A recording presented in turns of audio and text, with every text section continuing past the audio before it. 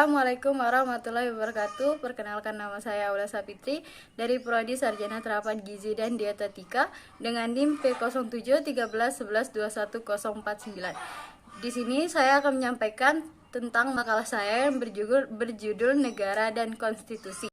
Yang pertama, pengertian negara. Negara berasal dari bahasa Sanskerta, nagari atau negara yang berarti wilayah atau penguasa.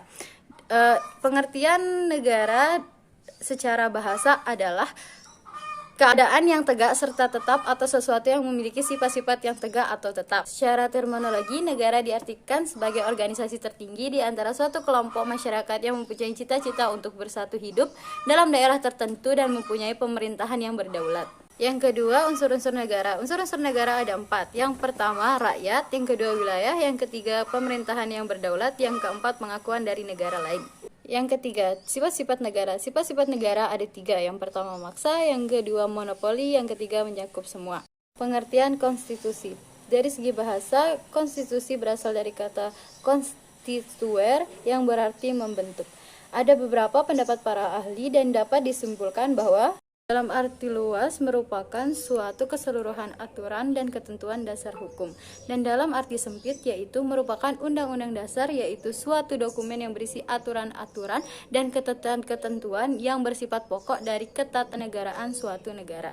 Kedudukan konstitusi ada 2, yaitu sebagai hukum dasar dan sebagai hukum tertinggi. Lalu jenis-jenisnya ada 2, yaitu tertulis dan tidak tertulis.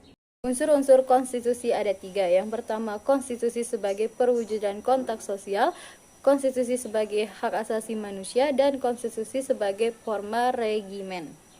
Adapun sifat-sifat konstitusi ada 2, yaitu konstitusi bersifat kaku atau rigid dan konstitusi bersifat supel atau fleksibel.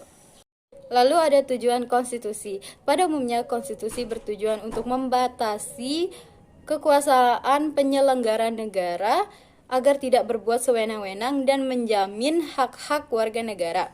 Dan yang terakhir ada fungsi konstitusi. Fungsi konstitusi ada 4, yaitu penentu dan pembatas kekuasaan organ negara, pengatur hubungan antar organ negara, pengatur hubungan antar organ negara dan warga negara, dan yang terakhir ada pemberi atau sumber legitimasi terhadap kekuasaan negara ataupun kegiatan penyelenggara kekuasaan negara.